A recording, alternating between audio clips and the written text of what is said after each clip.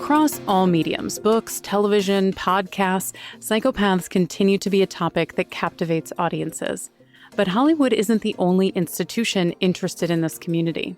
Starting in the 1990s, America and Canada's judicial system heavily adopted the use of psychopathy assessments to identify psychopaths and inform legal decision-making. The iteration of psychopathy assessments that we know today are these very structured interview protocols where you have a certain scoring mechanism where the clinician will sit down and eventually yield a score on the patient they're sitting with, and then that score will indicate whether they meet the clinical threshold of psychopathy. That's Rasmus Larsen, a forensic epistemologist at the University of Toronto and author of Psychopathy Unmasked, The Rise and Fall of a Dangerous Diagnosis.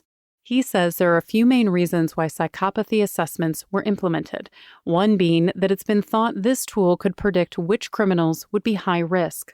In other words, who are the individuals who will very likely recidivate if we give them parole, for example? Who are the individuals that we should put in high risk or maximum security institutions, and who can we give probation instead, for example? So there's been this need in the legal system to make those decisions always.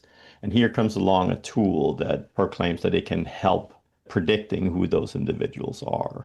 Another reason why the system wants to identify psychopaths is because there's been a belief that these offenders can never be reformed.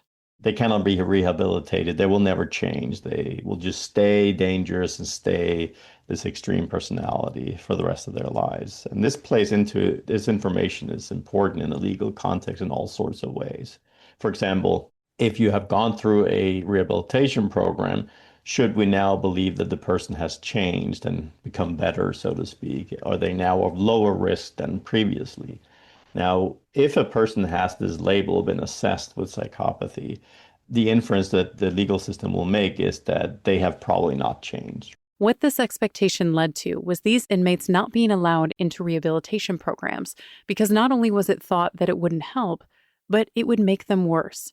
So while scoring high on a psychopathy assessment isn't a crime, Larsen says it can heavily influence a person's sentencing. Sentencing is not just this straightforward catalog you look up, what did people do, and then it equals a certain sentence. No, there's all sorts of flexibility. It's often referred to as sentencing guidelines. So a judge has a lot of discretion.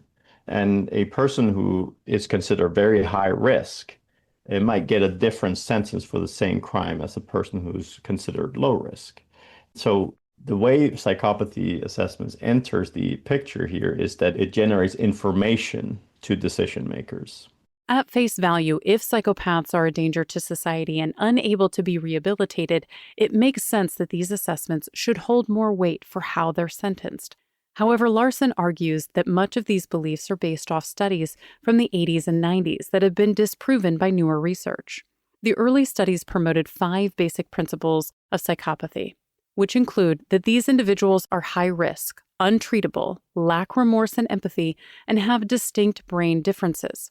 However, Larsen says these principles have been exaggerated. In the 1990s and early 2000s, there was a lot of enthusiasm behind this research, and there was indeed also studies that seemed to suggest that all of these 5 claims have kind of been vindicated, if you will, empirically, right? What we have found out the last 10 to 15 years is very sobering. We have found out that that's not necessarily the case. It's not necessarily the case that we have really clear scientific evidence to support these 5 claims. So this is a development that has occurred in the research domain as these assessments were used in the legal system. So you could, if you want to be generous to the interpretation, you can say that in the 1990s and 2000s, it could, in some sense, be said that maybe there was some scientific evidence to suggest that it was a legitimate practice to use these psychopathy assessments. But when you stand from today's perspective in 2025, and also with the benefit of hindsight, we now know that the scientific evidence is just simply not there. One example Larsen cites is the belief that people with psychopathy cannot be successfully treated. As we mentioned earlier, the fear was that any attempt to rehabilitate would actually make them worse. Now, so the idea was that, or at least the myth, if you will, was that Psychopaths are so cunning and so manipulative that if you enroll them in these rehabilitation programs, they somehow just like become better or more inclined to commit more crimes or something like that.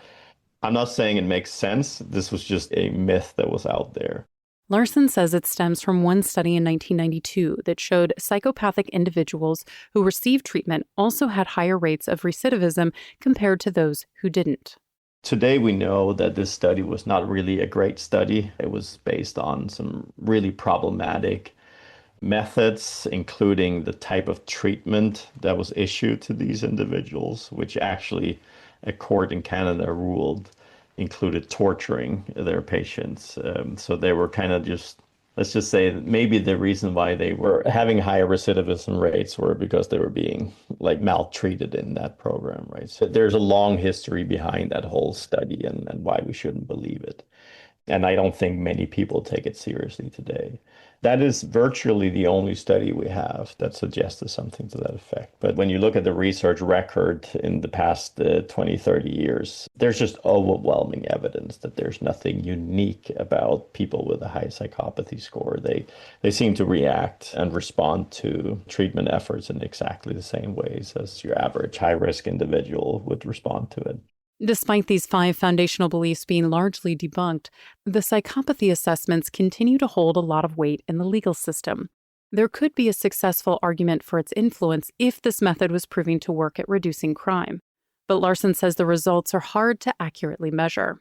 If you really deem a person a high risk, like say an extraordinarily high risk individual, they will also be dealt with in a way that mimics that, meaning that you will often never really, like in a practical sense, figure out whether they truly were high risk because they will be in custody, right? So there's this self-fulfilling prophecy here. But the importance is that to what we're talking about here is that we can actually test it in different ways. Psychologists have tested the actual risk profiles of people who have received high psychopathy scores and discovered that these individuals aren't as high risk as predicted. We go into the judicial system and then we recruit a sample of, say, 500 people, and we issue a psychopathy assessment independently for our own research purposes to these 500 individuals. And then eventually, many of these individuals will be released from the correctional institution. And then we will track their future behavior, so to speak, if they end up back in the correctional facility, for example, what type of crime they ended up committing and so on. And what we find is that the correlation between a high psychopathy assessment score and future criminal behavior is not that strong. In other words, being perceived as high risk based on this assessment doesn't line up with reality. The original criteria for this assessment to be used within the legal system was that it had to be evidence-based. But now that psychologists have proven the original evidence was faulty, why is it still such an influential tool? So here you have the tension, right? People in the legal system think these scores are very predictive of risk, but in reality, we don't have evidence to suggest that that is actually the case, right? But the person is still being dealt with as if they are high risk, right? So this is the tension that we have. And this is the newfound evidence for the last 10, 15 years of research that we have found out as psychologists that, oops, we might actually have generated an instrument that was initially thought to have these really profound capabilities of being able to predict something like high risk, where we're now finding out that that's not the case. So we psychologists are kind of screaming from the outside in to the legal system and say, hey, be careful with this instrument. But now it's kind of loose and it's hard to reel in, right? This is the problem we're finding ourselves in now. The original criteria for this assessment to be used within the legal system was that it had to be evidence-based. But now that psychologists have proven the original evidence was faulty, why is it still such an influential tool?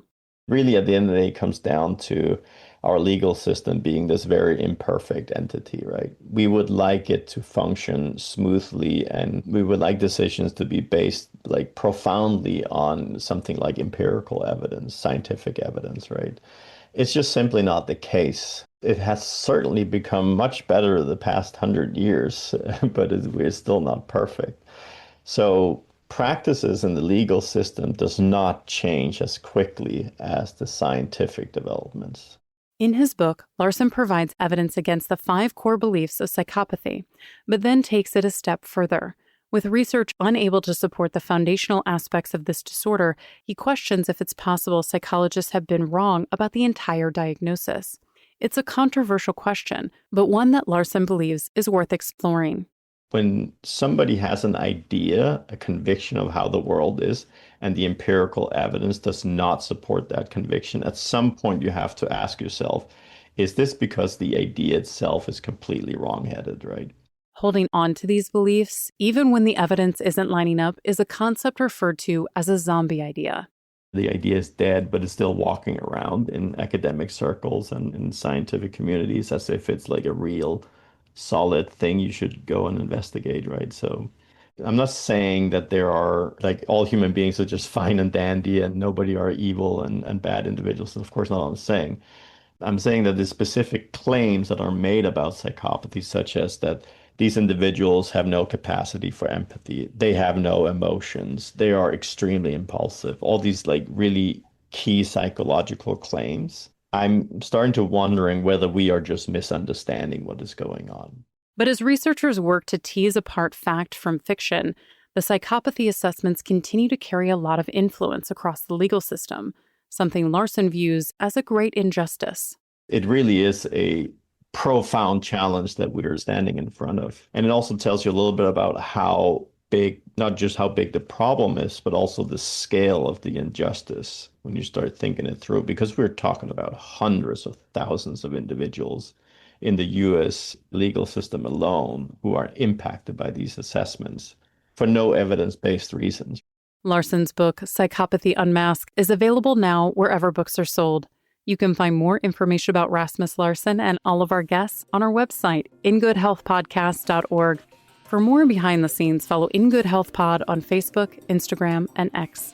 Our writer-producer is Kristen Farrah. Our executive producer is Amira Zavari. I'm Elizabeth Westfield.